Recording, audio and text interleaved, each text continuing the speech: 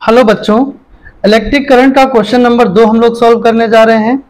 चलिए क्वेश्चन को पढ़ लेते हैं। सबसे पहले a battery of EMF 10 volt and internal resistance 3 ohm is connected to a resistor. If the current in the circuit is 0.5 ampere, what is the resistance of resistors? What is the terminal voltage of the battery when the circuit is closed? सबसे पहले जो given है हम उसे लिख लेते हैं।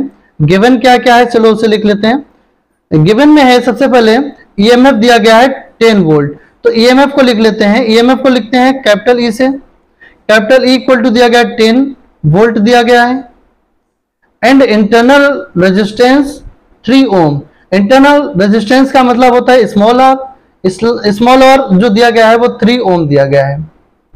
इसे लिख लेते हैं। Is connected to a resistor if the current in the circuit is 0.5 ampere. I equal to दिया गया है 0.5 एम्पियर।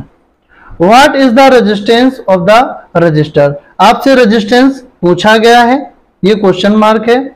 उसके बाद पूछा गया है what is the terminal voltage of the battery when the circuit is closed.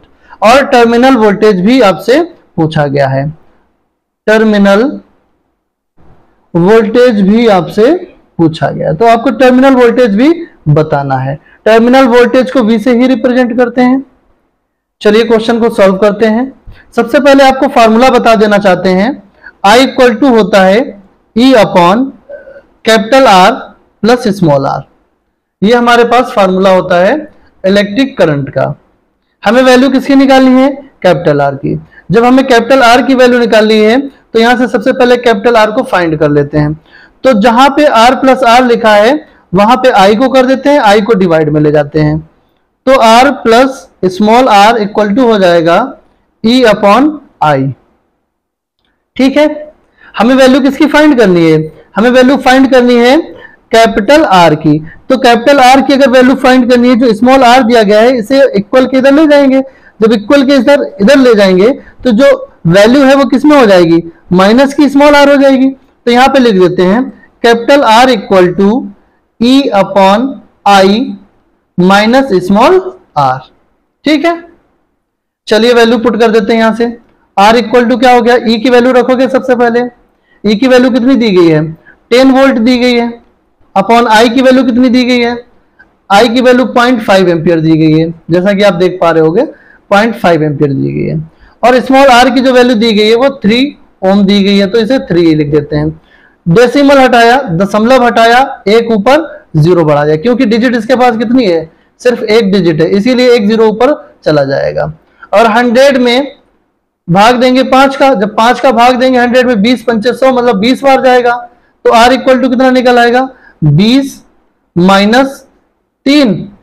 तो R बराबर कितना निकल आया? 20 में से 3 गए 17।